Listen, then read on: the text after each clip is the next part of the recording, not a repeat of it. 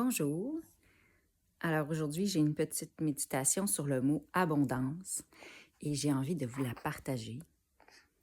Donc, je suis en train de démarrer une communauté avec 4 autres personnes et on va bientôt s'installer ensemble dans une grande maison pour démarrer une phase 1 du projet de communauté qui servira à préciser notre projet et apprendre à vivre ensemble et continuer à pouvoir accueillir des gens pour que d'autres personnes s'intéressent à notre projet.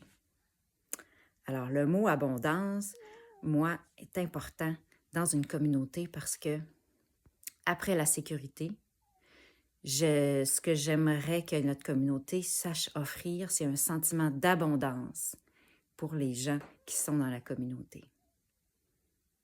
Parce que quand je repense au mythe du Jardin d'Éden, il me semble que l'abondance est quelque chose qui était là au départ.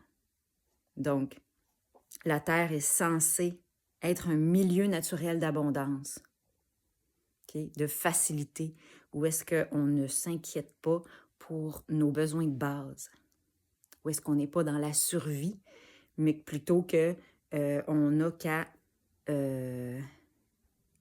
marcher, regarder autour de nous, connaître notre environnement, puis pouvoir cueillir, recevoir les fruits de cet environnement-là pour lequel on travaille et qu'on prend soin. Et puis, selon mon interprétation, il est arrivé quelque chose dans l'histoire de l'humanité qui fait qu'on a arrêté d'avoir la foi, de croire en cette abondance-là, puis d'aimer tout simplement, puis d'être capable d'être en fluidité avec notre environnement pour récolter les fruits facilement. Donc, on s'est mis à penser, à calculer, à prendre pour soi, à se méfier, à se poser des questions. Donc, ça nous a éloignés de l'abondance du Jardin d'Éden. Donc, pour moi, une communauté, ça sert à ça aussi. Ça sert à travailler ensemble pour permettre à l'humanité de retrouver un sentiment d'abondance. C'est-à-dire parce que je suis et que je prends soin, je travaille pour mon environnement, pour les autres êtres humains autour de moi, eh bien, je reçois des fruits naturellement.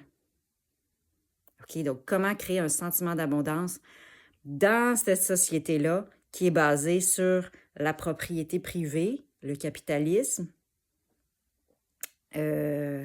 On n'en est pas là.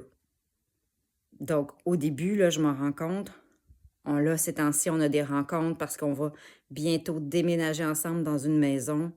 Et on doit savoir, donc c'est une maison qui va être louée, donc on doit savoir combien chacun va contribuer pour la maison et tout ça. Fait que ça nous amène des questionnements, des inquiétudes, des réflexions, parce que là, on n'est pas encore mis en commun, on n'est pas encore ensemble, on est 5 individus qui viennent d'un monde privé avec leur historique de vie et leur historique de richesse aussi, leur bagage de richesse qui est absolument unique les uns que les autres. Donc, s'arriver face à face et se rencontrer, c'est un peu maladroit de savoir comment faire rencontrer nos richesses, nos personnalités, nos capacités, tout ça. Alors, pour générer un sentiment d'abondance, ben moi, c'est une question que je vais vouloir que ma communauté se pose au fil du temps pour que dans les prochaines années, on augmente le sentiment d'abondance chez les membres pour qu'on se sente bien, tout simplement, puis qu'on se sente privilégié et qu'on retourne dans une paix intérieure, finalement, qui, selon moi, est une paix intérieure qui était là à l'origine, qui est naturelle, qu'on est censé vivre tout au long de notre vie.